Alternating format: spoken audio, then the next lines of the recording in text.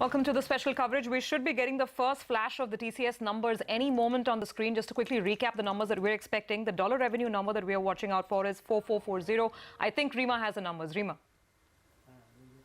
So we have got the numbers, and prima facie this is looking lower than what the street was anticipating. The dollar revenue growth has come in at 4374.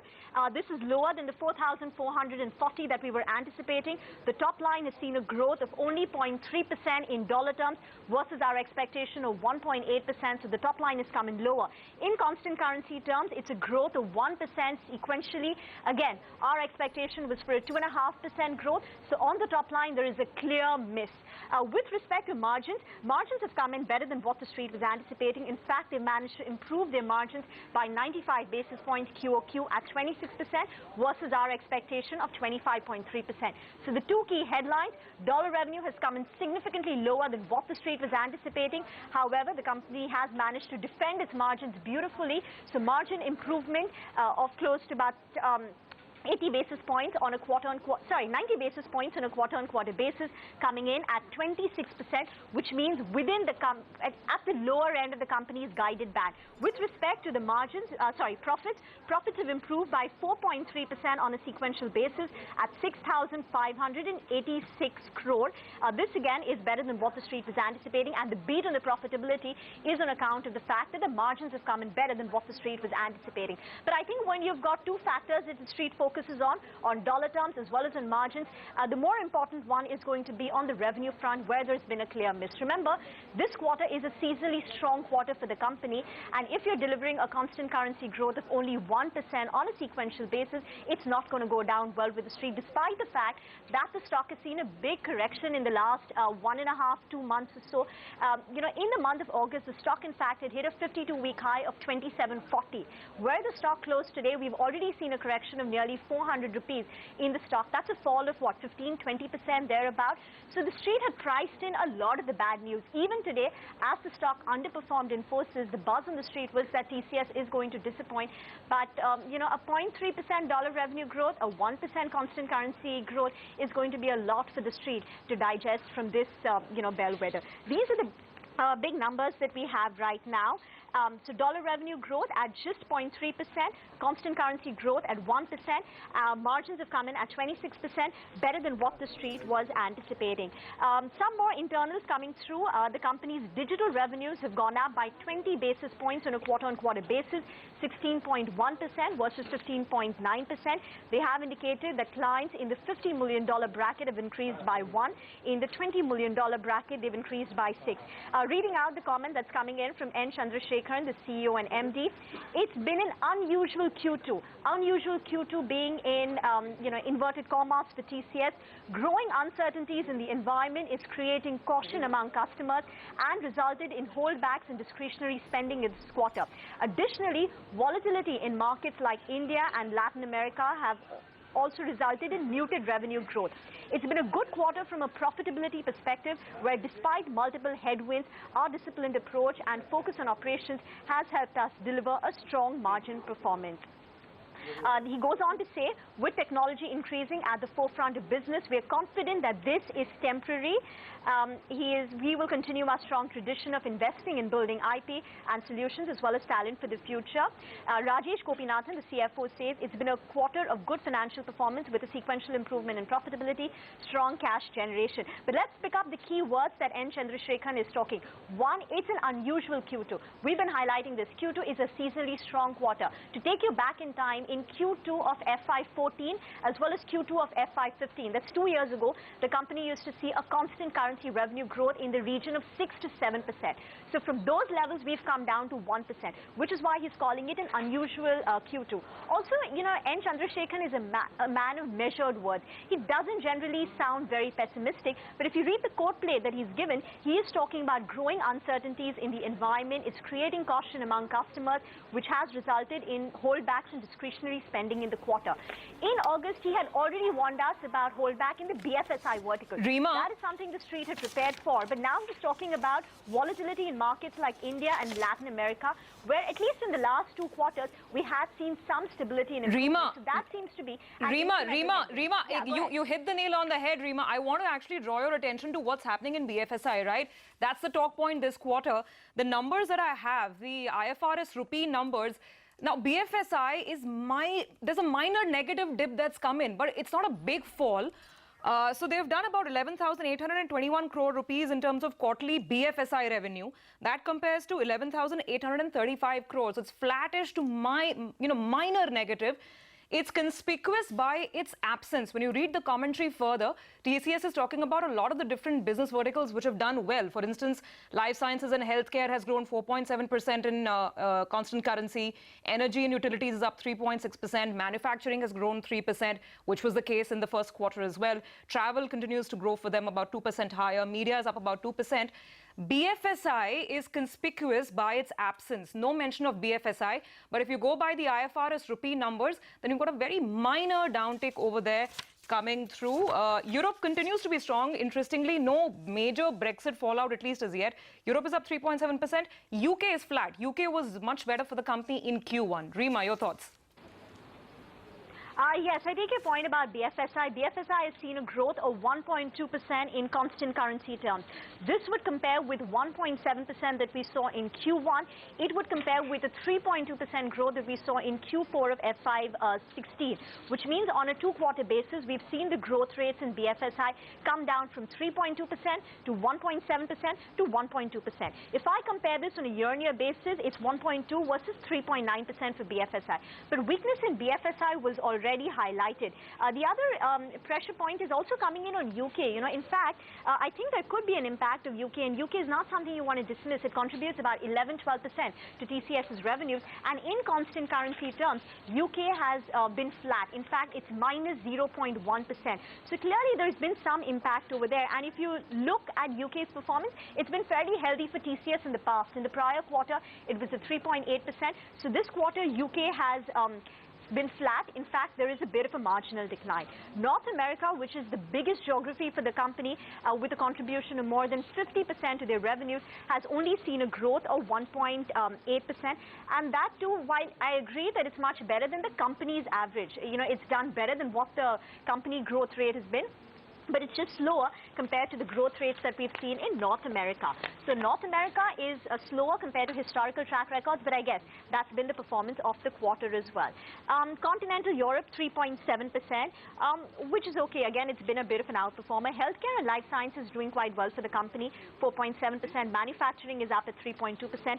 Telecommunications has seen a growth of 2%. So that has seen a bit of a slowdown compared to what we saw in the prior quarter. Now, the company has delivered an EPS of 33.5 rupees this quarter. In Q1, if I remember correctly, it was a 32 rupee EPS, which means in the first half of the year, the company's done 65 rupees in the first half of the year. For the full year, the estimates that we have are 131, 132 thereabout, which means the company's on track to beat the full year track record. But on the whole, the company's performance on the top line has come in lower than expected, and the management is sounding cautious. If I can just come in there. Prashant here. I mean, so that's a lot of numbers that you've run through for us to digest. But I think, as you said, you began by saying the focus is going to be the revenue numbers, the top line numbers which have come in lower. And I'll give you a simple number. The revenue miss this time has been about $66 million. I mean, I'm just taking the absolute delivered number as compared to what the expected number was. That is a miss of about $66 million. If you go back the last many quarters, the miss usually on the revenue front, Q1 was also, by the way, on the revenue front soft.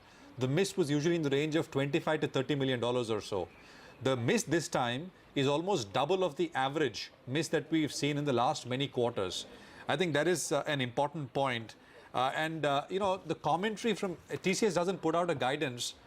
People have kind of complained about it for a while, but the commentary seems cautious. I mean, I think it is in line with the profit warning that TCS put out mid-quarter. I mean, about a month back or so. They seem cautious, and this is very unlike Chandra and how he sounded all through financial year 16.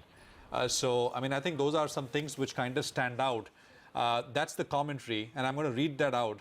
It has been an unusual Q2 for TCS. Growing uncertainties in the environment is creating caution among customers and has resulted in a holdback of discretionary spending in the quarter. Additionally, volatility in markets like India and Latin America have also contributed to muted revenue growth. So that is the quote coming in. Let's get some reactions in. Karan Torani is senior analyst at Dolat Capital. He's joining in right now. We also have Apurva Prasad, the IT research analyst at HDFC Securities. Karan, first to you. Your first thoughts on the numbers from TCS.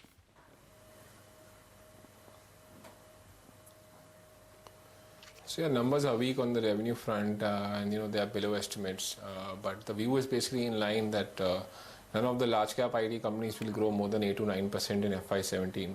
So revenue growth seems like a major problem for the large cap IT vendors. Apurva, your first thoughts? Yeah, so vis-a-vis our expectation of slightly higher constant currency growth, it does seem to be a miss on the revenue side. I mean, typically they have been adding much stronger incremental revenues in the second quarter. They've been averaging a lot higher. And even if you account for the cross-currency impact, I think revenues is something which is on the lower side, and that is something which the management had cautioned. And I think that does remain a strong concern for the company as of now. So, gentlemen, to what extent, revenue miss, there's no taking away from that, but to what extent is this 26% margin number going to offset some of the negativity? The fact that they've managed to yank it all the way back from 25.1% in Q1 to at least 26% in the second quarter. Is that going to be of any comfort? Apurva, if you could go first. Yeah, sure. So yeah, it it does mitigate a bit, on the profitability side, the impact that, a flat revenue does pose. So the ask rate for the entire year does become a lot easier with this kind of margin performance. However, I think it's still more on the growth, which is a concern for the company. So I think we should rather be focusing on the growth rather than margins. But yes, I agree there. That margins coming back to 26% at the lower end of the band and likely to improve with a better exit rate does make it closer to 26 to 28%. That's their target. Karan, same question to you. To what extent is the market going to be more focused on the fact that headline growth is coming under strain? And to what extent will this, better or slight improvement in the margin, is that going to be any comfort tomorrow morning and come the next couple of days?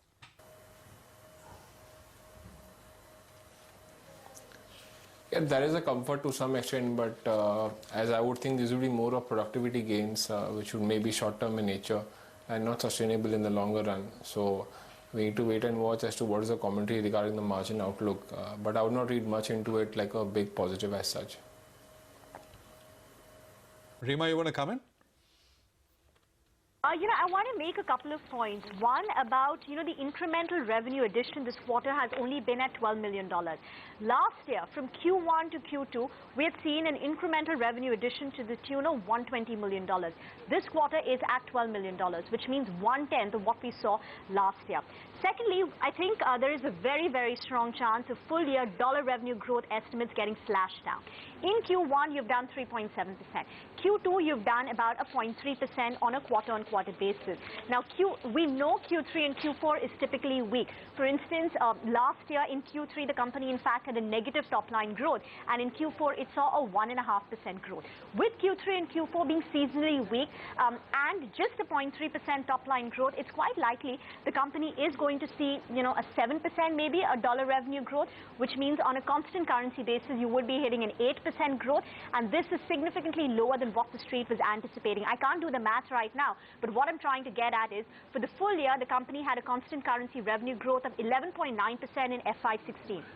This quarter, Rima, estimates were at 9.5%. Yeah, Rima, let's take that question. With the growth coming down, it's going to come in lower. Let's take that question to both Apurva and Karan as well. Karan, so full year, where would you put the revenue growth number at? The expectation was between 9.5% and 10%, financial year 17. With this performance in a strong quarter, with two weaker quarters remaining, what would the full year be at, according to you? So on a constant currency basis, we had estimated about 9% odd growth, and we will be revising this downwards to about 7.5 to 8%. That's where it remains on a CC basis. Now, what you clearly see what is happening in terms of growth. The growth is converging for the large cap IT vendors, and it's coming from the double-digit range to the high single-digit range as of now today. And so in terms of valuations, even though they are cheap at current levels, I mean, there would not be any scope for re-rating from here on because the growth is actually converging, and it's been converging in the last 2 years now. And there's no such trigger for improvement or the growth moving on to double digit in the near term at least. So it's more of a longer term scenario which may happen, once the digital services really pick up and, the SMAC services actually contribute a higher percentage of revenue for the large cap IT vendors, when you will see the growth being from single digit moving on to double digits. So if something of that sort happens, then exactly will be a point where you can actually provide re-rating to these kind of companies. Otherwise, as of now, these stocks would not perform, and the valuations will remain cheap at this point of time. Surabhi, financial year 14, the constant currency full year growth was 16%. Right? In 15, that was 14%. Financial year 16, that is last year, it was 12. From 12 now, as Karan was pointing out, it could be about 7.5%. Yeah. 7.5%, 8%. I think we have Dilip Bhatt also joining in, Joint Managing Director at Prabhudas Lilladher. On the phone line, we also have Sarabjit from Angel Broking now joining in as well. Rima, you want to come in? Quickly go on. I just want to make one more point on margins. 26% margins, yes, it's a beat this time, but you have to forget that in Q3 and Q3 at least, you are going to see cross-currency headwinds. And the reason for that is going to be pound. The pound is depreciated 8.5% in the quarter that we're in, in Q2. And in Q3 already, we've seen a 6% pound depreciation, which means in Q3 as well, if it goes at the current track record and a 6% depreciation of the pound, from where TCS derives, 13-14% of its revenues, you are going to see a cross-currency headwind on margins. So, along with the top-line growth, just keep your eye on margins and how much they can defend their margins when there is going to be a cross-currency headwind, even in the quarter that we're in. Yeah, no, absolutely. I mean, Q1 cross-currency was a tailwind. Q2 headwind. Q3 most definitely, as Rima is pointing out, would be a headwind as well. Just that point, Apurva, if you can come in, full year constant currency revenue growth, where would you peg that at now? Very quickly. Yeah. So it's about 9%. It's likely to get probably revised lower with pretty obvious cross-currency headwinds as was just being pointed out. So the way GBP is moving, as well as the weak seasonality of 3Q. So there's not much scope for an upgrade. So it's likely to get downgraded. Prima facie, that's what it looked like. And that's something that one of the things that you have to look at is how the core geo and the core verticals are really doing, and those are not really have been the drivers in the past few quarters. So I think a revival in their core geography as well as the core vertical, I think, is very critical. So Apurva, that's exactly the point that I was coming to. Forget about a re-rating. The question here is the de-rating, so-called, these market terms, is that over or not? This stock has fallen 14-15% since the peak it hit sometime in August, and that was a peak around we're talking 27.38 roughly, the peak in August. Let's get in Sarabjit into the conversation and Dilip as well. Sarabjit, the opening remarks and thoughts, it's a miss in what was supposed to be a seasonally very strong quarter for IT companies. Flattish dollar revenue growth, just 1% constant currency growth. What are your expectations for full year revenue growth now? And what about the stock? Is there more on the way down? Obviously, numbers below expectations, especially on the top line, and the margins obviously a surprise. So, but margin has rightly been pointed out, whether whether that can be sustained going forward into quarters which are much weaker than this one is a question mark. And secondly, it's more of productivity gain. So I guess those are the levers you can bank on for FY17 at least. So with 2 quarters gone by, I believe that, this year looks very demanding for TCS, especially to do a very constant currency growth of more than probably, I think, 9%. So I guess, difficult times for TCS, and probably I think the stock may underperform for a bit long time. But I don't think downside should be much. I mean, I foresee probably, the stock should, fall, but I doubt, because it's already in the value zone, because it's factored in that the company will be not doing well for this year. So I guess yeah, the downside is there. It will underperform amongst other IT companies for near term, but I guess long term in declines, long term investors can probably get in and latch out of the stock. Okay, Sarabjit, thanks very much for that. Interesting view coming in there. Sarabjit's finding value at current levels, feeling probably the worst is kind of in the price. Let's ask our other panelists. Dilip, do you agree? Well, I think the numbers are certainly disappointing. So I think, Mark, probably it has to tank further. And more important, I think there will be absence of buying, which also probably will lead to a good amount of decline. Having said that, I think now it's very difficult to take a very secular call on the IT companies in terms of the growth that we are talking about, because I think those years are well behind them. So having said that, I still feel that maybe it can fall by another 8 to 10%, not impossible from the current level. At the lower level, what possibly will happen is the free cash flows in the ROEs will inspire a lot of people to buy these stocks as a part of a core portfolio and to provide some kind of defense, even if you don't want to take it as a proactive growth story. So I think somewhere around 10-12% down, a lot of people might think on those lines is what my broad guess is.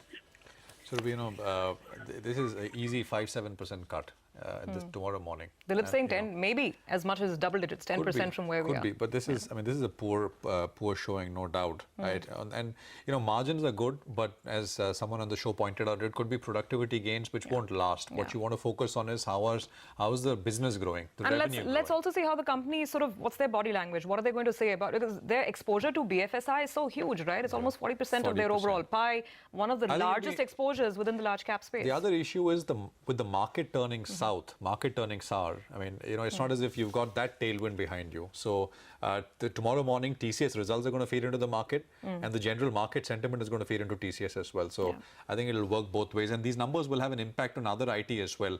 Let's get some more reactions in. Moshe Khatri, the managing director at Wedbush Securities, is joining in. Moshe, thank you very much for your time. Good to have you here. I trust you have the numbers with you. But just to give you the basic 0.3% dollar revenue growth in the second quarter and 1% constant currency growth. Go on, Moshe, your thoughts. Not a huge surprise. We've been talking about the fact that the industry is going through multiple challenges, some structural, some cyclical, and I think that this is going to be a work in progress. You have a cannibalization factor that's going on. It's certain legacy services are moving into alternative delivery models, cloud, software as a service, automation. You have enterprise clients that are they have spending priorities that are focusing more on the SMAC part of the business. So that's forcing a lot of the large companies to change their business models. So not a huge surprise, and I think that it's starting to get reflected in some of the PE multiples that we have here in the States, but not necessarily in some of the PE multiples and the valuations that you're seeing in some of the names that are trading in India. Moshe, slightly more academic question, since you mentioned these disruptive changes that have completely altered the Indian IT landscape. Which of the two, between TCS and Infosys, which of the companies is adapting faster to these changes comparatively? Unfortunately, the adaptation to those changes has been taking longer than expected. Some of it is a function of the fact that you have very, very large companies that you're dealing with, and you're talking about companies that have hundreds of thousands of people on their bench. You have to adjust the skill base, you have to adjust the business model, and then you also have to wait for your client to actually make some of those spending decisions or shifts that we're talking about. So it's not something that goes on in 1 year. You don't turn the switch on and off.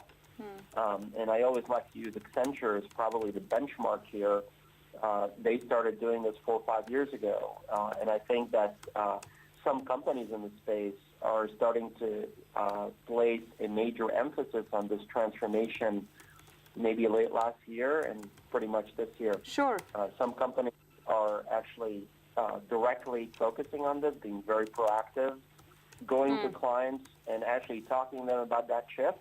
And some companies are just taking this kind of slowly. So, another follow-up question on that. A lot of analysts here in India are already talking about what the presidential race is going to do to the third quarter numbers, whether, business spending decisions will get pushed back even further. Do you think some of those fears and concerns are justified? Will companies be pushing back spends? So maybe we could get slightly more ugly Q3 as well? Actually, this is a very good point. We actually published our quarterly preview for the industry this morning, and one of the things that investors have to start focusing on from now until the end of the year is about the budget cycle. So the budget cycle has two things, right? So one, what sort of IT budgets are we going to have into next year? Are we going to be flat, down, et cetera? And obviously, we're going to have to focus on the various verticals there. And two, the actual cycle itself. Are budgets going to be ready on time or will get pushed out? And under that scenario, you may see a back-end loaded year, i.e., if budgets are not ready on time, you're going to see less fresh new funding for new projects in the March quarter. So that's something that we're going to start focusing on. And